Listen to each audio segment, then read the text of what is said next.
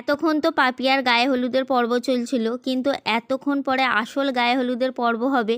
এখন সবাই মিলে আমরা হলুদ মাখামাখি করব, আর শালিরা বোনাইদের মাখাবে আর বোনাইরা শালিদের মাখাবে। আর বোনাইরা তো পালিয়েছে হলুদ মাখবে না বলে, আর শালিরা খোঁজাখুঁজি করছে বোনাইরা কোথায় আছে।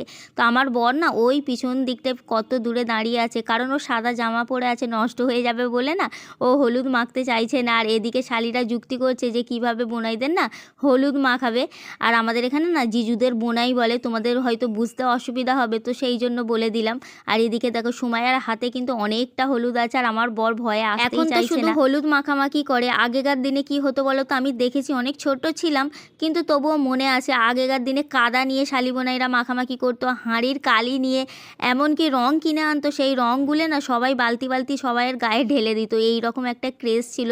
হলুদের দিনগুলো খুবই আনন্দ হতো, কিন্তু সেই দিনগুলো এখন আর ফিরে পাওয়া যাবে না জানি, কিন্তু যতটা পারবো আমরা আনন্দ করার চেষ্টা করছি। আর দেখো আমার বরকে যেই মাখাতে গেছে ছুটে পালিয়েছে, কিন্তু ওকে শেষ পর্যন্ত কিন্তু ছাড়েনি, ওকে হলুদ মাখিয়েই ছেড়েছে রেশমি। আমার বর যতই পালাক না কেন ওকে কিন্তু ছাড়বে না। আর এদিকে সাদিক ভাইকেও সবাই মিলে খুঁজছে যে সাদিক ভাই কোথায় গেল, ওনার তো কোনো পাত্তাই পাওয়া যাচ্ছে না। আর তারপরে ওদিক দিয়ে কিন্তু সাদিক ভাই আসছে, আর এদিক থেকে পিছন পিছন কিন্তু রেশমি যাচ্ছে। এই দেখো সাদিক ভাই, আর যেই আসবে সাদিক ভাই বুঝতেও পারেনি যে এখনও আমার জন্য ওয়েট করছে, তো আসতেই মুখ ভর্তি করে হলুদ মাখিয়ে দিয়েছে।